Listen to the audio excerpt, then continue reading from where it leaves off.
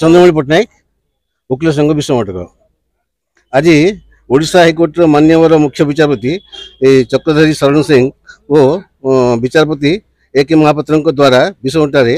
अतिरिक्त जिला और दरजज शुभ उद्घाटन उत्सव वीडियो से कॉन्फ्रेंसिंग जरिया होती एडीजे कोर्ट स्थापन होता जो ओडिशा हाइकोर्ट रो मान्यवर मुख्य विचारपति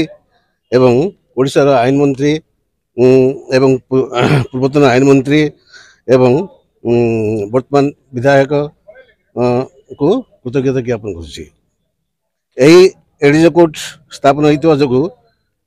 आमर बहुत वर्षर दाबी पूर्ण हो दूर दूरांतर लोके खर्चांतर हो चंद्रपुर अमदला रघुबारी जगदलपुर भली दुर्गम अंचल लोके अधिकांचल न्याय पाइबार सक्षम हो पारे। वर्तमान न्यायिक अवस्था अति सरलीकरण हो जस्टिस एट द डोर बोली जहाँ अच्छी ताहा सुविधा हो पारी। यही उपांत अंचल एक एडीजे कोर्ट स्थापन होता जो मु जनसाधारण को एवं मोर वकील बंधु को मु अक्लांत परिश्रम जो धन्यवाद जनाऊँ। गोपाल कृष्ण पट्टनायक नागरिक मंच सभापति विषम कटक आज जिला जज कोर्ट उद्घाटन होगा द्वारा आम अंबादला ठार आरंभ कर चंद्रपुर विषम कटक अंचल लोक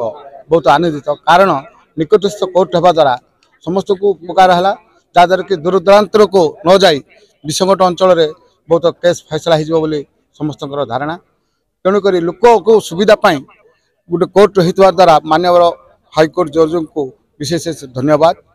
एवं राज्य सरकार मध्य धन्यवाद। तेणुक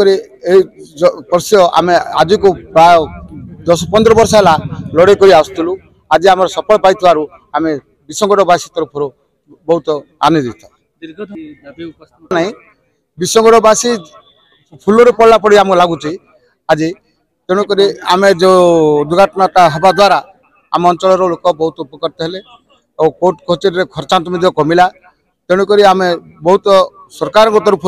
बहुत धन्यवाद देवा सहित अंचलवासी तरफ आम तरफ धन्यवाद जनाऊँ।